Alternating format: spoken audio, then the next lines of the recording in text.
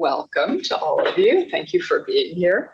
I'm Susie Jakes. I'm the editor of the Asia Society's online magazine, ChinaFile.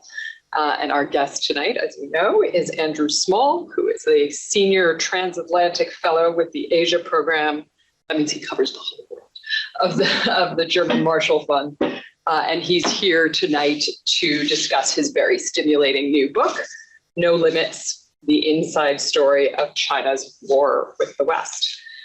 This is the third event in Asia Society's China Wise book series, which is co-organized by Asia Society's Center on U.S. China Relations and by the Asia Society Policy Institute's Center on China Analysis, Center for China Analysis.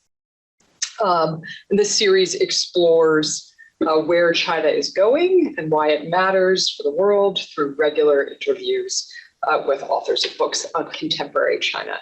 I commend to you the two previous installments, one with our colleague Bates Gill on his book, Daring to Struggle, which is about the CCP's prioritization of its national interests. And the second was with UC San Diego's Susan Shirk on her book, Overreach: How China Derailed Its Peaceful Rise.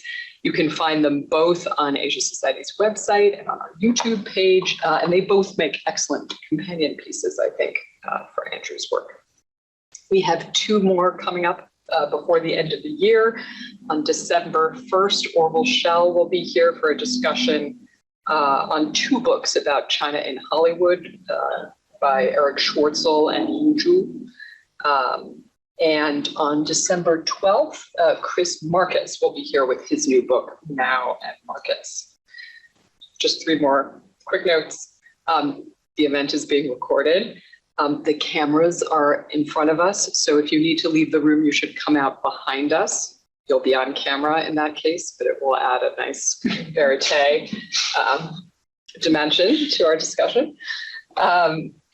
Andrew and I are not wearing our masks just to allow you to hear us more clearly, right now we have a sort of laissez-faire mask policy at Asia Society, but I just thought because we're in a kind of small space, it would be great if you're comfortable to wear your masks. And then you can take them off if you have a question. And then on a brighter note, No Limits will be on sale outside the front door after our discussion. So as I'm sure you will want to, you can pick up a copy of that. Okay.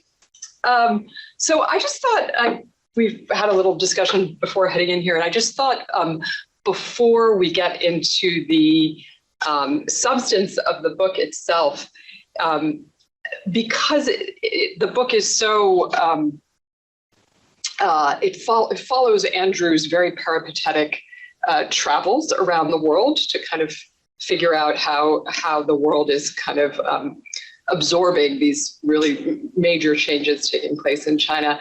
And he just sort of pops up at the beginning of every chapter in a different country, talking to a group of senior Pakistani military officials on a bus or in a outside the White House Situation Room. I just thought it would be useful to just hear from him a little bit how he works, and what I was saying. It's a kind of very swashbuckling version of being a think tank researcher, and so I thought it would be good to just hear a little bit about the research that went into this book. Then we'll get into the meat of the book itself. So. Sure. Well, thanks a lot, Susie. Thanks for joining the discussion today. Looking forward to this. Very happy to talk through the sort of research process, because I mean this kind of goes back to the early days of my moving out to Beijing, in particular back in the early 2000s. I've been think tanking virtually since university days, first as the assistant to the director of a Foreign Policy Institute in London, and then headed over to Beijing after a couple of years there, at the juncture in which China was, I think, essentially morphing from the country that I'd known when I was teaching out there in the late 90s, a sort of still developing, not yet fully rising power, into a sort of proto version, I suppose, of what you could start to see today. And the focus that I'd always had, I mean, there are lots of Asia Hands China specialists who come at this from an area studies background, who kind of try and make sense either of what's going on inside China or in China's periphery. I was always keen to figure out what was going on in most of the other regions around the world that were not just East Asia. I spent a certain amount of time looking into Myanmar or North Korea or some of the other kind of more difficult cases in the region. But the reason the book has me in this sort of peripatetic fashion is that I sort of essentially spent a lot of my years tracing through how China was changing the equation in a whole series of other parts of the world that where China hadn't weighed as heavily. So in the early to mid 2000s, I was doing a lot of work on China and Africa, and was spending a certain amount of time there, particularly in Central Africa, and kind of trying to make sense of that. Then actually you had a very strong, the Africanists really got their heads around China in that period. And so I kind of moved into other regions. South Asia I spent then a lot of time on, and I try and pick the difficult cases for the most part, the places where it was helpful to come in as an outsider who knew something about China, and kind of try and get my head around whichever the country, region, issue was, and then contextualize that in terms of what it would mean to have a more powerful China engaging in Afghanistan, for instance, which was one of the cases that I spent quite a lot of time on. And I mean, a lot of this would be, I always saw a lot of value in just as much on the ground research as possible. And who are your, since many of them remain nameless in the book, who are your main interlocutors? Well, I mean, I don't mean what are their names, but what kinds of people? Who are your? I mean, I mean, I've been working for the German Marshall Fund, a US think tank, since 2006. So there's always been an audience on this, and German Marshall Fund is. The work is focused on transatlantic cooperations. It's always European and American officials, experts, media, these sorts of things. So I've been kind of trying to make sense of these things for that policy audience most of the time. So the focus of the book, and that's a good introduction to how it came about, it lies largely outside of China. As the kind of changes that are taking place in China are slowly sort of swallowed and digested by the rest of the world. And it's a story of how countries, largely in the West, came to abandon one attitude about China in favor of another one, shifting from a faith in China's progressive, if gradual, liberalization and integration into international institutions and the existing international order, to what we have now, which is a fairly sturdy consensus that China is now a systemic competitor or a rival or a threat, an entity that demands a degree of forging of common cause across political and national divides that had, only very recently seemed unbridgeable. And I remember being at a conference in London in December of 2018, right after the U.S. midterm elections. I was feeling somewhat ebullient, and I suggested that a future of enhanced cooperation among countries in Europe and in coordination with the U.S. Was still possible, and that U.S. allies were kind of waiting to see, what was going to happen to the U.S., whether we would have a second term of a Trump administration, and that they were waiting sort of before they threw themselves wholesale into Beijing's arms. And this entire panel of eminent Europeanists told me essentially that I was just a silly girl, and that would never happen. So I wonder if you could walk us through what you see as the main turning points in this kind of dawning and then exploding awareness that something had changed. So, I mean, I think on the one hand, you can have this thing that's just this blob and this whole array of, the words just kind of, Xinjiang, Hong Kong, South China Sea, Xi Jinping's kind of move from a more sort of soft authoritarianism into something that looks more totalitarian. You can kind of go through this list of issues that that I think do actually require some disentangling. I think it's quite easy to just look at this array of kind of cluster of things that all came together, this shift basically over the period of really only a couple of years where everything somewhat turns on its head, and you say not just in the U.S. China relationship, but what plays out in Europe and to a certain extent at some of these junctures as well, Australia, India, a whole series of other cases where you see these things moving very sharply in another direction. And I think it is true that some of these things were a cumulative set of changes that took place over a number of years as people adjusted, I think in particular to the trajectory that China was on under Xi Jinping. And then you needed a series of shocks essentially to turn that into real policy change and have people really come back and revisit a lot of their assumptions. And the book kind of goes through the battles over 5G telecoms, which mattered particularly in a European context, of course COVID, of course what plays out with the war in Ukraine, and China's handling of this. But I think the factors that actually played into it were already in motion a number of years before. And I think it is certainly the case that the trajectory of the country, party, the Chinese leadership under Xi Jinping, I think did make a huge difference to this on several different counts. I think this soft authoritarianism to totalitarianism, or some version of that, that the book describes at a certain point, I think was important for a lot of the people who were very close to China. And one of the things I kind of emphasize in the book is, particularly in Europe, but elsewhere as well, it was often the people who were closest to China that were the instigators for some of these policy changes. It was not driven by a kind of removed hawkish group who had not had the exposure to China. When you have, for instance, the German Business Association that comes up with this terminology of systemic competitor for China for the first time, the people that are the biggest kind of provide the biggest impetus for this change are the businesses that are closest to China,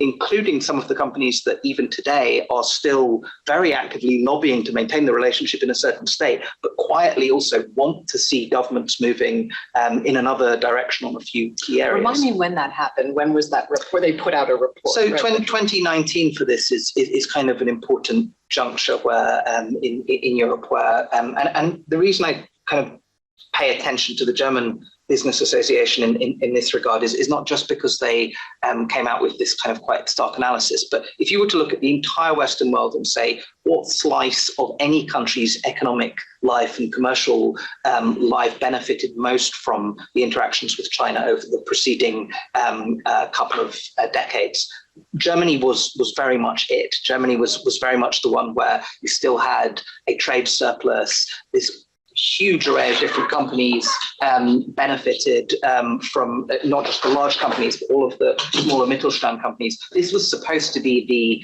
the part of Western, across the spectrum of the West, the one slice of commercial life that had done best out of this. So to see them turn at this juncture, I think was a particularly important moment in that. And a lot of it was... talk about what did it for them. What was the... So then I think the critical thing that then plays out both on the US and European side is this shift as well, not just a political shift in China, important though I think that was, but the technological piece of this, which is essentially there's a flip from, I would still attend events in Washington, D.C., where you would have exchanges on can China innovate, and these sorts of forms of analysis, which changed. You have, I think, in 2016, this speech that I kind of mentioned in the book, and this shift in the Department of Defense, where you get this analysis that says, actually, China is catching up faster than we had expected.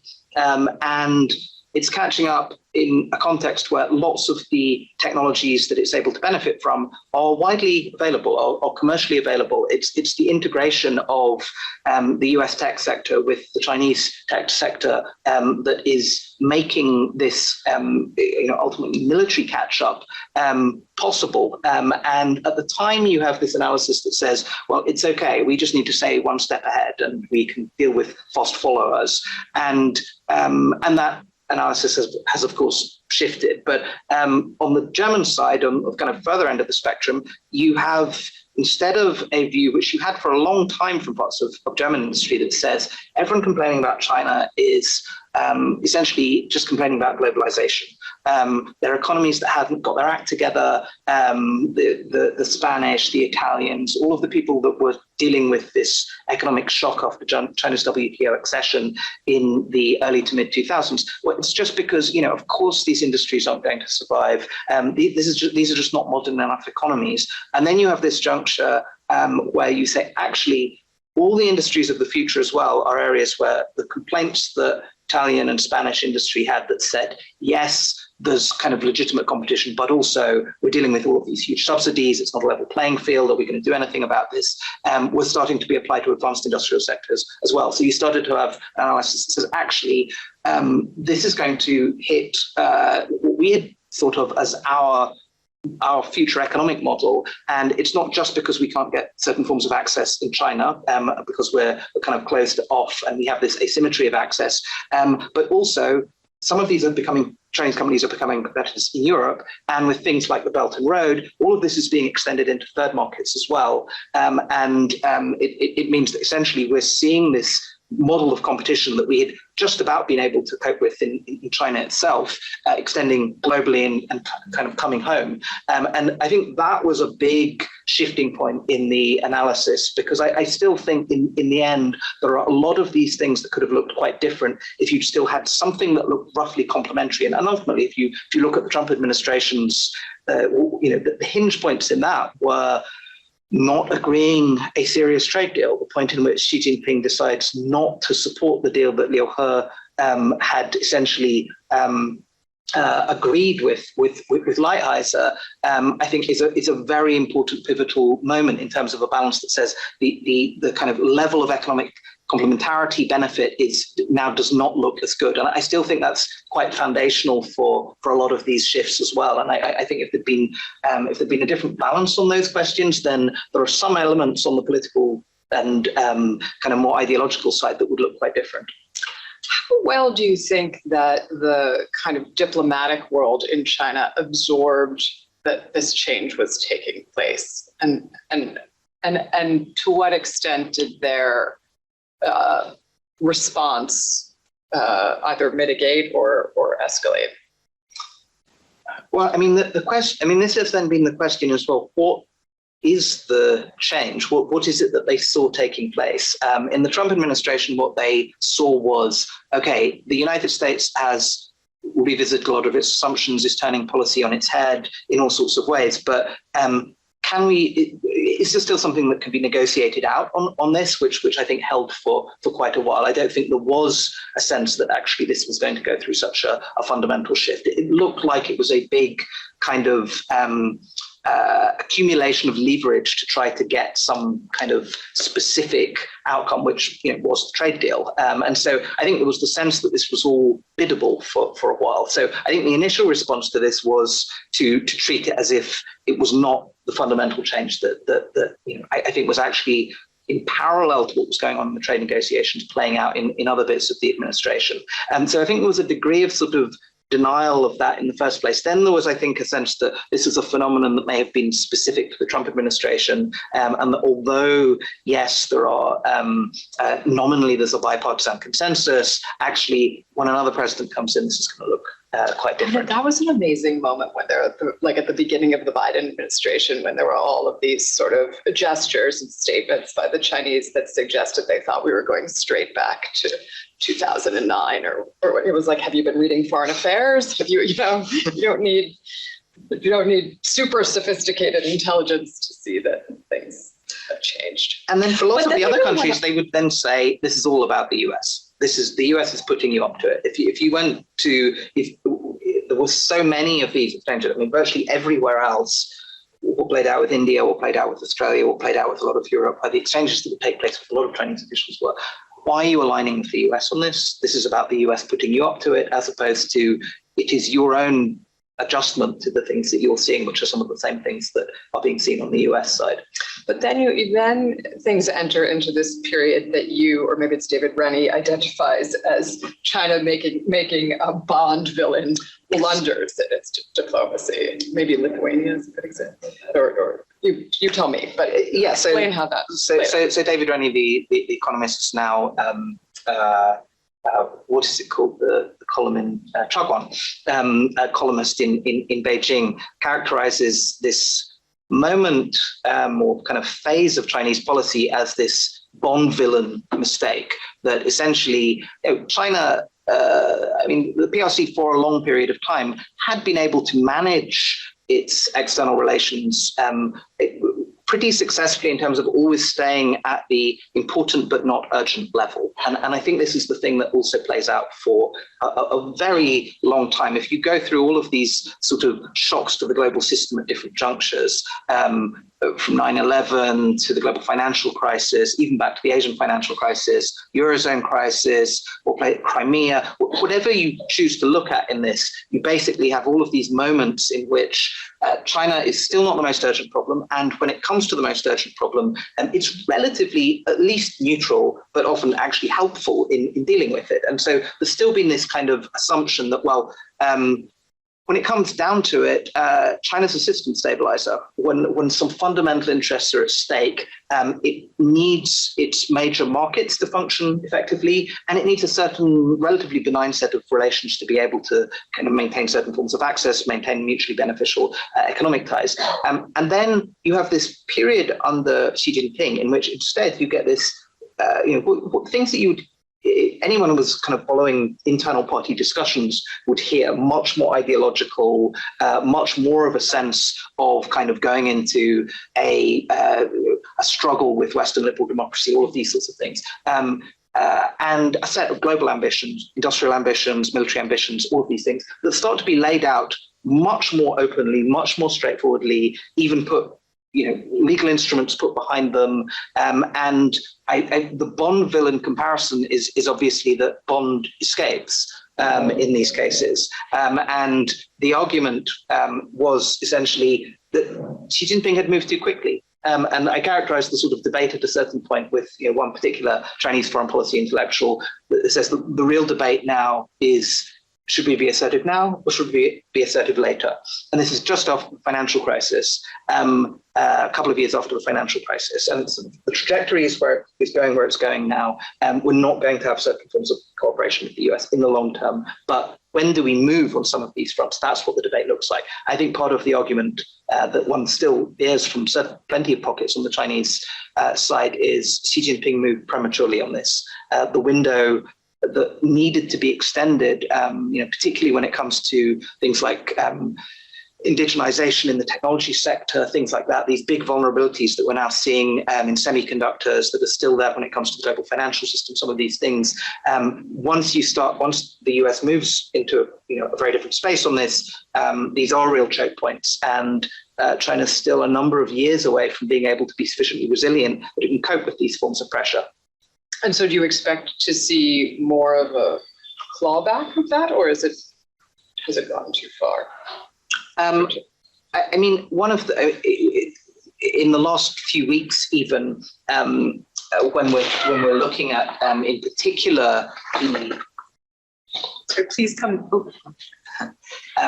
Particularly when we're looking at these measures on semiconductors, when I would talk to one or two interlocutors on the Chinese side recently, there was a view that said, well, actually, what we saw under the Trump administration with Huawei, with ZTE, with some of these cases, there was still all these exemptions. There was still some room for maneuver. In some areas, there was a fair level of stockpiling and things that took on. these are a set of restrictions, the new export controls of semiconductors, that are much more sweeping, much more comprehensive, not in their breadth almost, but in their depth in terms of the different routes that are then closed down in terms of what US nationals can do, design tools, a whole series of different things that were like 3 or 4 steps down the line in terms of kind of shutting down the backup plan and the backup plan to backup plan, things like that. And that has looked tighter. And the sense, of course, is that this is not just going to be semiconductors, it's going to be applied in other areas as well. And I think that's been somewhat more alarming on the Chinese side. I think the impact of that is in some respects greater than what we'd seen before. But it's too late. I mean, this is where it's headed. I think there was a logic going back to the 2016 kind of analysis from the Department of Defense. There was a logic to where that headed that brings us to where we are today on this. If you think in the end that China's military capabilities depend on access to commercial technologies, then and the US and a whole series of other actors in the system are kind of critical for China being able to get access to these, then at some point you were going to reach a juncture that said, well, actually, we still have the means to restrict, slow down, shut down certain forms of this access, unless you had a very, very different political, military, economic equation emerging out of this. So I think it's too late for any of it to be clawed back. You say toward the end of the book, and this moves us a little away from technology into kind of broader diplomatic issues, that Beijing's has sort of essentially given up on trying to repair relations with Europe and the US and will instead focus on rallying a coalition of kind of non-aligned countries. And I mean, obviously you call the book No Limits. That's, of course, the phrase that Beijing used to describe its relationship with Russia shortly before the invasion of Ukraine. This great line, which I had not seen before, from the former editor of the nationalist paper, The Global Times, Hu Xijin, saying, corralling a few dogs, even a pack, is easier with 2 lions than with 1. Yeah, just talk a little bit about how's the relationship between those lions looking right now, and where do you see it going in this larger context of kind of building a counterweight to this now much, at least for the moment, much stronger US-Europe alliance? So first of all, on the premise, I mean, of course, we're not in a zone in which there is a complete writing off of relations. So, I mean, just of course, to caveat that, but I mean, the recent summit that we saw is indicative of what these things will now look like, which is you try to prevent competition, rivalry from spilling over into outright conflict. It's kind of, that's the zone of you don't have a big bilateral agenda between the United States and China. You're not having these kind of thick sets of ties, figuring out major trade deal, any of this. I mean, this is gone.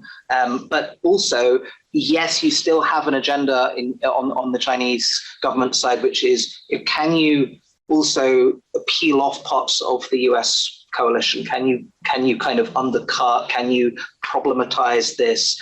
Which is going on simultaneously. It's certainly still going on with Europe in important ways, but with various other US partners and allies in Asia. But I think there is this fundamental analysis that says, when it comes down to it, there is going to be a core part of the US alliance system that is going to pull together on these questions, and we can make that somewhat harder, but it's going to go where it's going to go. And if you look at essentially the group of countries that came together for the sanctions coalition, as it were, on Russia over the invasion of Ukraine, that's roughly the group, give or take a couple of cases that I think China the Chinese government is concerned about. And so I mean, I spend a lot of time looking at alliance theory, non-alignment thinking among the kind of Chinese foreign policy community, and lots of time working on all these friends of China over the years. And the interesting thing for me was this big shift on the Chinese side from saying you do not do alliances, which is still, I mean, you have a treaty alliance with North Korea, that's it, to a view that says, okay, if China's going to be a global power, you need partners and allies of certain sorts. So can you come up with a model for this that works, that doesn't involve all of the liabilities and commitments that are involved in a formal alliance, but that you can come up with kind of a different model, this like a quasi-alliance model, or then there's all sorts of things that you hear about. And the target number one for this was always Russia. If you look at any of the analysis on the Chinese side, which is the single power that can do the most to augment the PRC's power position in the world across multiple dimensions: military, intelligence, diplomatic, the level of economic complementarity, what you're able to get from weapons sales, energy sales, all of these things. Russia was always way ahead of any other priority when it came to what do you need to put together on your side, and particularly if you're going to be engaged in this multi-dimensional struggle with the United States and its allies. And Xi Jinping made this a personal priority the whole way through, the whole time he's been general secretary of the party, and I think made quite a success of this. And in some respects, this no limits partnership that was announced on the eve of the invasion, and I think is understood to have, in some respects, provided kind of an enabling backdrop, certainly understood in Europe to have provided something of an enabling backdrop. All the troops, not all, but you have troop levels pulled down on the Chinese borders and the Mongolian borders to their lowest level since the 1920s. You have all of this political support extended. And yes, you still have kind of a level of care when it comes to sanctions that continues to demonstrate the vulnerabilities that are understood by Chinese companies. I mean, if they get swept up in the Russia sanctions, then they would be cut off from all the access to US tech and or kind of cut out of the financial system. And so you've still had some kind of care exercised on the Chinese side about that. But in the end, I think a level of political backing and this open level of support that you'd seen, which you did not see in 2014 or before that. But obviously the war has gone not very well, swimmingly. And that has been a disappointment. The hope and the expectation on the Chinese side, and debate whether what was known in advance and things like that, but certainly once it started, the expectation was it would be over quickly, it would be done pretty effectively, because whenever I would talk to anyone on the PLA side, there was all of this, there was this period of Russia is good at using military means to achieve political goals. Actually, in some respects, we thought they were now better at doing that than most others. On Crimea, Syria. These were kind of quick, effective operations, and Putin knew what he was doing. He calculated the risks, and then afterwards, yes, there'd be punishment there'd be some sanctions and things, but how bad really were they? After Crimea, Georgia in 2008 was another example. You had a series of these cases that said you can use military power, you can do it with short, sharp shocks, pull off your goals, and you will still not be punished that much in the end. The West will come back to you as long as you do it quickly and effectively. And so I think this was a surprise that it was done so badly, and that it has instead been this tremendous drain of resources, and has, of course, diminished, therefore, the capacity for Russia to be this kind of full spectrum partner, the two lions corralling the dogs around the world. But even now, and even if you end up with Russia coming out of this in a substantially impaired position, I don't think that the fundamentals of that analysis have changed in important ways. There is still the sense that Russian diplomatic and intelligence networks in all sorts of regions of the world will still be valuable. There is still the sense that when it comes to things like joint weapons development, you have all of these areas in which you have hugely complementary capabilities on the two sides, Russian missiles and things like this. And even now, in the last few months, you have started, certainly planners in Taiwan, in Japan, and on the US side have started to take into account the idea that Russia may be involved in contingencies in East Asia. So Taiwan, all of the speculation about Taiwan invasions and things like that, in recent months has been much more of a discussion about could Russia complicate matters further? Not necessarily that it's directly involved, but other actions it could take that would complicate things for instance, Japan. And so I think everyone who's looking at this closely still knows that there are plenty of these difficult friends of China that make some bad judgments, but are still seen to be kind of our SOBs. And in the end, and I think that's still the analysis that's going to be there with Russia at the end of this.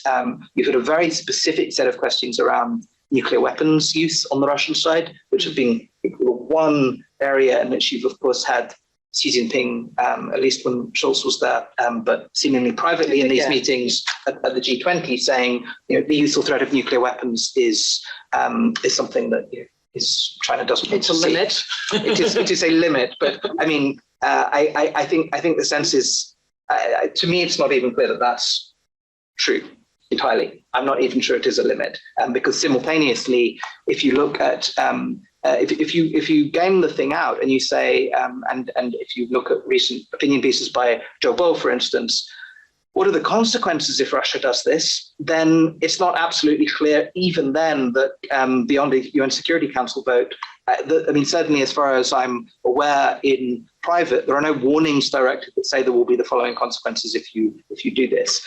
So even these incredibly dark scenarios, it's not absolutely clear to me even then that you end up with something that turns into a real rift between the two, because Russia is still valuable in this context. And what are the most important sort of pieces of leverage that China could employ if it decided to change course of this? Well, I mean, this is then there is a view from even some of the people on the Chinese side who think that it would be very undesirable if Russia were to use tactical nuclear weapons, that there isn't very much that they could do if you were dealing with the situations that were so extreme in the calculations on the Russian side that said that this was something that they wanted to do. There isn't very much that China could do to stop it. You can go through, there are plenty of people at the moment who will go through and say, well, China could come along and they could threaten that they will never buy any energy from Russia again. How credible that is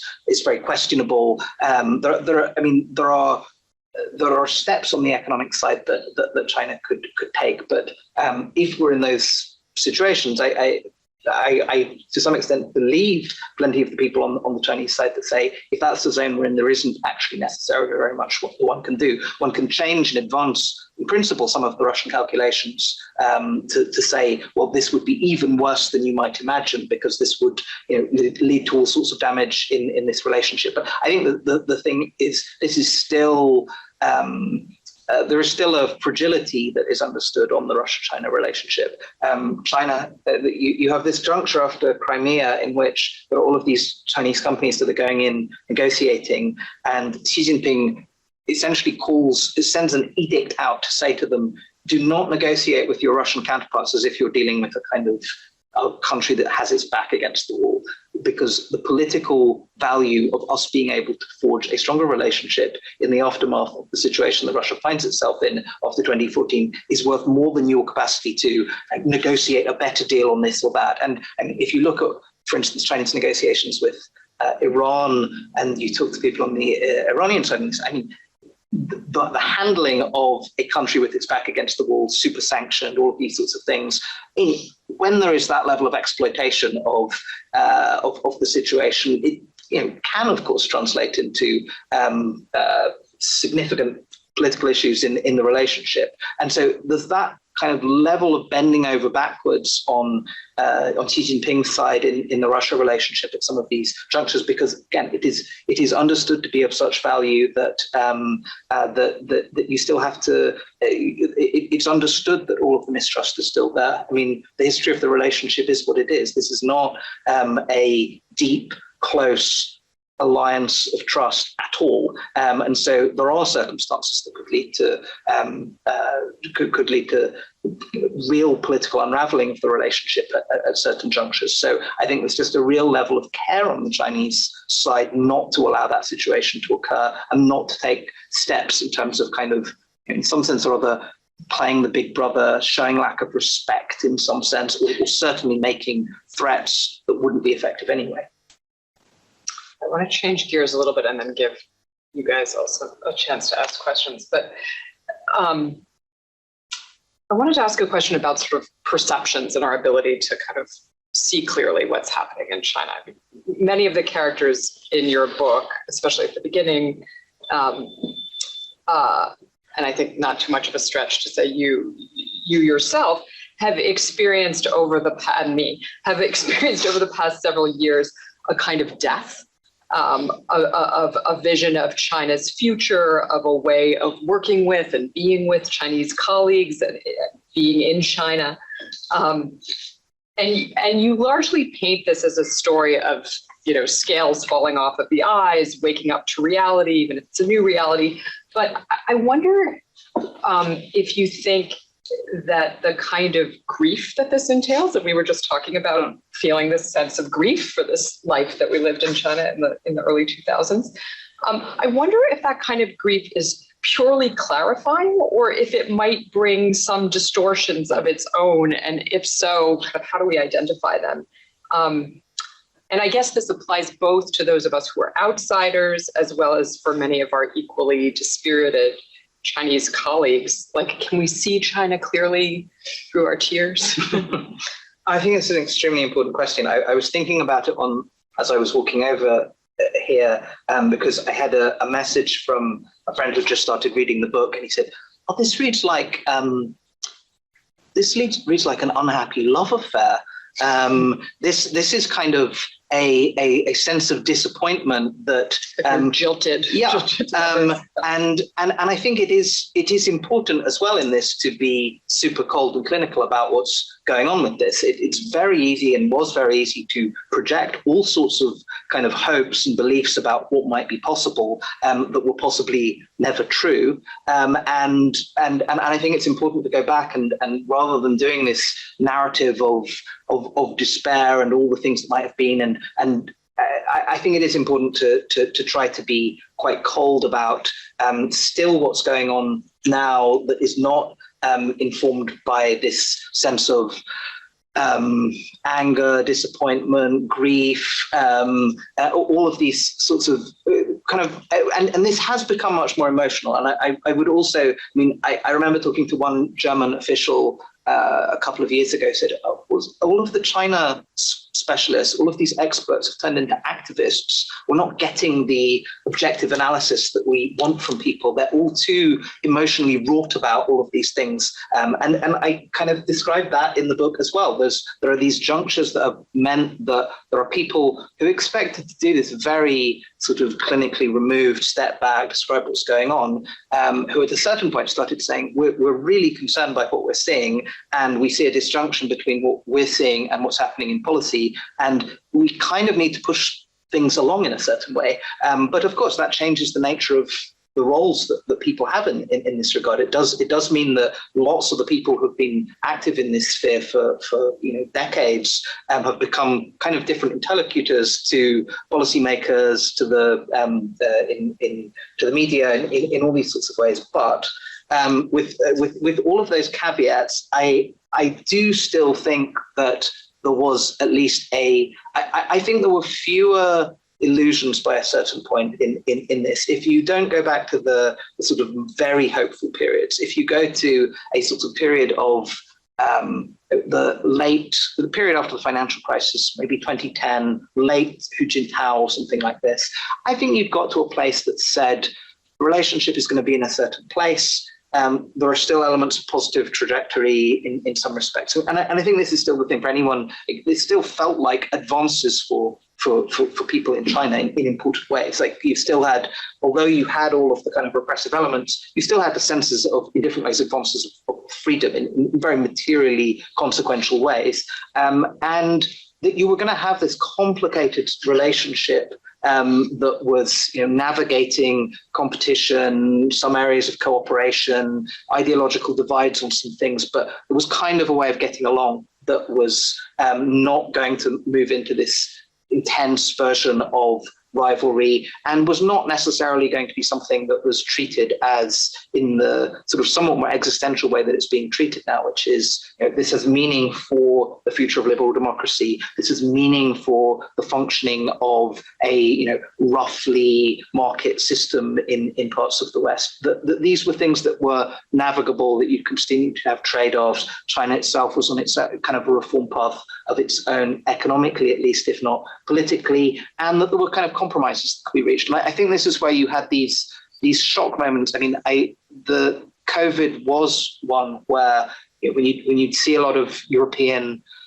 policymakers who'd been used to dealing with China through the financial crisis and the Eurozone, all of these past junctures. And you have this is the quote from Macron, who had not been dealing with them before, but reflected the kind of embodied wisdom on this when all of this advanced PPE equipment was given, where he said they'll remember when the moment comes.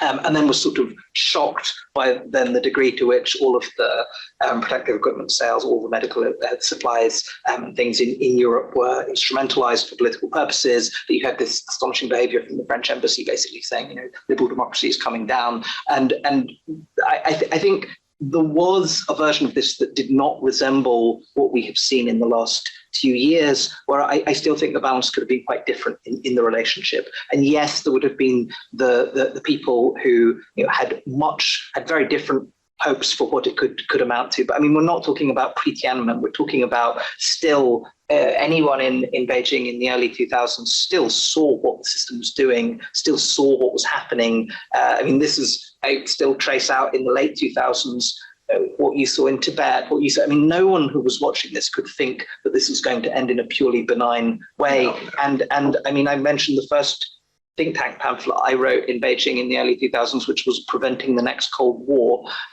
because you could also see these trends in the way that they were headed. That is a perfect segue into my last question for you, which you'll have to answer quickly, even though it's a long question. So I'm curious, and it relates to what you just said. I'm curious about your use of the word war in the title. Yeah. I'm curious about, and to sort of follow up on what I just asked, are we in a danger of having our sort of perception of China right now frozen to the point where we can't see if and when things start to change, especially from such a distance? And I've been reading my friend and former Asia Society colleague John Delory's new book, which is called Agents of Subversion, which is about U.S. China policy during the Cold War. There's a great section sort of laying out the debates early in the Cold War, among George Kennan and Morgenthau and Hannah Arendt, about whether in kind of opposing our enemies, we were going to become like them, and whether the U.S. was going to become totalitarian if we tried to take on totalitarian states. And you clearly don't have much use for the argument that the best way for democracies to proceed in this moment is simply to strengthen our own democracies. Like, it seems like you think we need to be doing more, not just that, necessary but not sufficient. But I wonder, how you think that democratic countries should walk a line between competing with China, defending themselves, and protecting our openness and values, and how that might impact our future ability to see things clearly. I'm thinking particularly about something like the China Initiative. How do we, now that we've clarified things, how do we keep our field of vision clear? So first of all, yes, I mean, you segued quite neatly from the use of the word war to an obvious application of it, which is a kind of Cold War context. It's not a very helpful way. In one way, I mean, calling it the new Cold War, calling these sorts of things that, obviously one can sit down and list all the differences and what it doesn't illuminate. But I think the sense that one is in this kind of full spectrum struggle, as you cite Bates Gill's title, and as we got a lot of coming out from the recent party congress, this sense that we're in a systemic conflict, struggle, something that looks like a very different variant Cold War. I think it is. I think it's still an accurate characterization of the zone that we've entered into on this in all sorts of important ways. And certainly, if I'm going back recently, reading the kind of a lot of the early Cold War literature was quite illustrative again in looking at some of the debates that we had gone through then and not pretending that we're having them for the first time, which I think is why some of the things that you're citing are extremely important. How do we not make McCarthyist mistakes? But I mean, when I went through looking at, these debates that we're having about export controls at the moment, if you go through and you look at the exchanges between the US and its allies on technology controls back in the early Cold War, COCOM, things like that, they look virtually identical to the conversations, with the difference that China's on a stratospherically larger economic scale. So I think there are still things that one can usefully glean from thinking the question through from that perspective. But yes, there are, the prescriptive bits of this, and this is more analytical than prescriptive for the most part. I think one can reach quite different judgment calls on this. There is certainly a piece of this that is a sort of, how do you harden and make more resilient your system in dealing with some very specific practices that are there on the Chinese side, which had been to some extent exploitative of the fact that you had a very open system that was just not cognizant to what these risks amounted to. And I think that's the bit of it that's been underway so far quite actively, whether it's the investment screening, dealing with critical infrastructure, something that is if you're in a context in which you have a system on the Chinese side that now essentially expects to weaponize dependencies, instrumentalize economics for security and ideological goals in a very different way, then you are going to have a very different relationship to what that system looks like to the one that you had before. And so I think there is a sort of there's an element of disentangling in certain areas and drawing the lines in some different places there. But as your kind of the strengthening democracy piece of this goes, the point and the reason that all of the, not just the China piece of this, but the Russia piece of this, the capacity to exploit the system in different ways has obviously been at a juncture and for a period in which the Western liberal democratic free market system has gone through this series of crises where there is no longer the confidence in the model that's there. So the simultaneous question on this has been, what do you have to do differently to ensure that your own model system is actually attractive, successful, has political consent, all of these sorts of questions. And of course, that goes into a whole series of issues that are not China policy issues. And in one way, that the latter stages of the book are then highlighting the fact that more of the difficult and important things are not China policy decisions when it comes to this. Those things matter. And yes, there are specific pieces of this that one can get quite badly wrong, as the China Initiative indicated. I can list a whole series of these different things where the judgment calls you see landing in the wrong place on this, and you have to be extra attuned to dimensions that include racist dimensions to this, which are never far from the surface when it comes to some of these issues. Everyone has to tread very carefully on the judgment calls that are being made on this. But I think the more important and difficult bits are the kind of go back at the end of the book to what the world looked like at the turn of the millennium. In fact, just before the NATO bombing of the embassy in Belgrade, and just what the world looked like to my students in China back then, what Western power looked like, but what the model looked like. This was the success model, and it was across all different dimensions. And each juncture through the preceding period, whether from war in Iraq to the global financial crisis, the whole series of these different things, there's been 9/11. There's been a sense of loss of confidence that this is the kind of sole success model, and there are a whole series of things that one needs to, if one believes that one is engaged in system competition, system rivalry, then much more of the work is actually on one's own system, broadly speaking. And I would also say this, this is not a US China battle, and of course that's been kind of running thread. This is about a kind of wider landscape of how market economies, liberal democracies relate to each other and relate to China on this. It's not just a battle for primacy. And if it's treated as a battle for primacy, then it is going to create a very different and much more kind of problematic world than if it's understood in something that sounds more ideologically charged and difficult, a kind of system struggle, but I think actually does lean towards a view that says, well, you need to do things to strengthen your own system rather than just what do you do in a sort of essentially a who is able to achieve primacy, and where the kind of political ideological dimensions of this are irrelevant. And the last thing I would just say on this is, it is understood in these terms on the PRC side to a much more acute degree. It has always been understood in that way to a much more acute degree than it is often understood on the US side and to a significant extent on the European side as well. The idea that the Chinese Communist Party is engaged in this struggle with a kind of a system writ large. And if you go back to the point where not the kind of the millennium, but 1989, and you look at what the world looked like then this kind of small, embattled number of communist countries, China seeing collapse of the Soviet Union, a world in which everyone was assuming that it was only a matter of time before PRC changed as well, the few remnants would go down, and to think of the sort of effort since then to kind of change the world in a way that meant that China no longer feels in this embattled position, but can almost turn the thing on its head and try to create a situation in which it's the liberal democracies that are then feeling under siege, embattled, questioning whether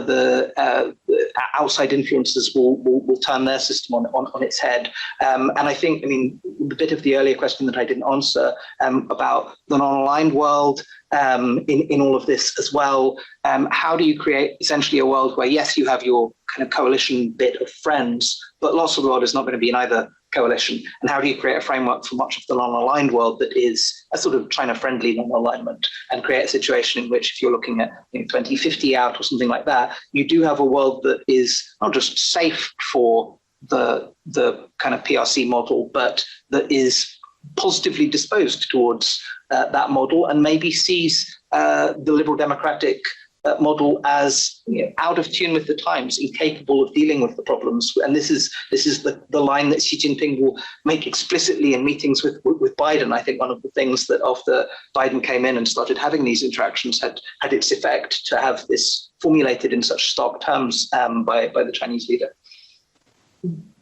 Well, I have several follow-up questions on that, but I want to give all of you a chance if you have questions to ask a question. I think we just have a couple minutes left. Yes, thank you for your talk. So, it seems that we're still helping China quite a bit. We have a $300 billion trade deficit.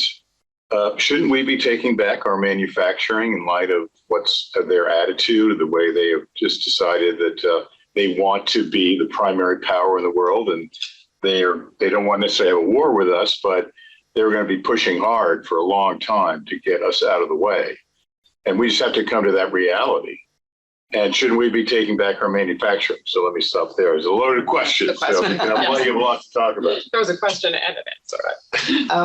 I think, let's take semiconductors as a really good example of that, where you've had this really difficult trade-off there, which is what happens if you lose the Chinese market, to take the obvious case with this. What happens if you are no longer able to derive these kind of vast revenues that you can then channel into innovation yourself? And this is a debate that's been conducted in the Department of Defense as well. This is, where is the money going to come from if you're not able to sell, for instance, kind of the mature semiconductors to the Chinese, the enormous Chinese market?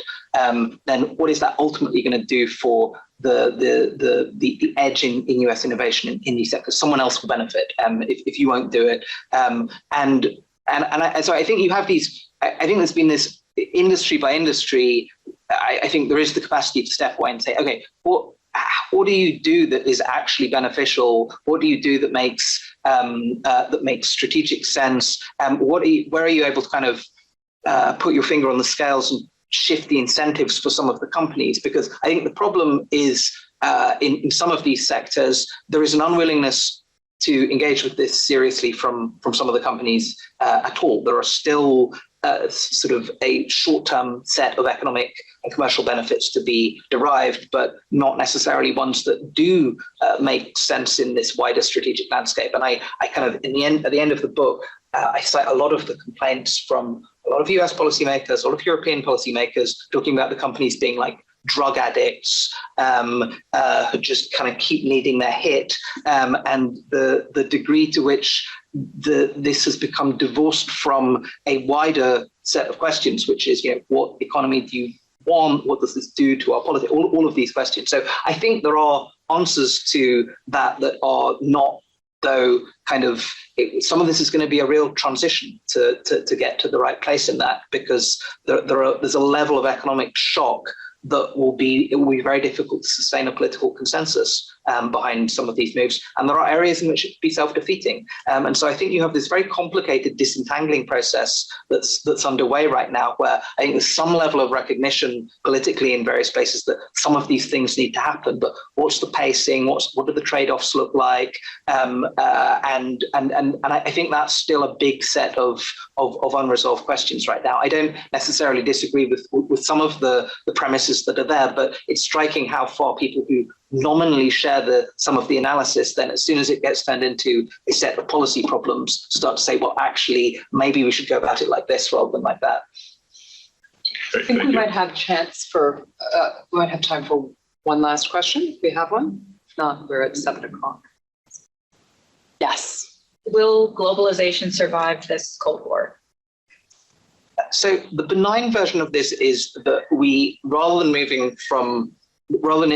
us moving into deglobalization, which is obviously the kind of standard line at the moment, you've also had a model of globalization that was incredibly China-centric, that you basically had globalization meaning, well, it's the east coast and the south coast of China. I mean, it's not even all of China, but that you've had this model which has been this huge level of outsourcing to take advantage of not just the labor cost piece, but all of this fantastic kind of clustering of infrastructure and supply chains and things in China. If you do this differently, if you do diversification in the right way, which will involve a lot more effort. The China version of this was made very, very easy in lots of respects. It will be harder to go through, and yes, we're already doing it.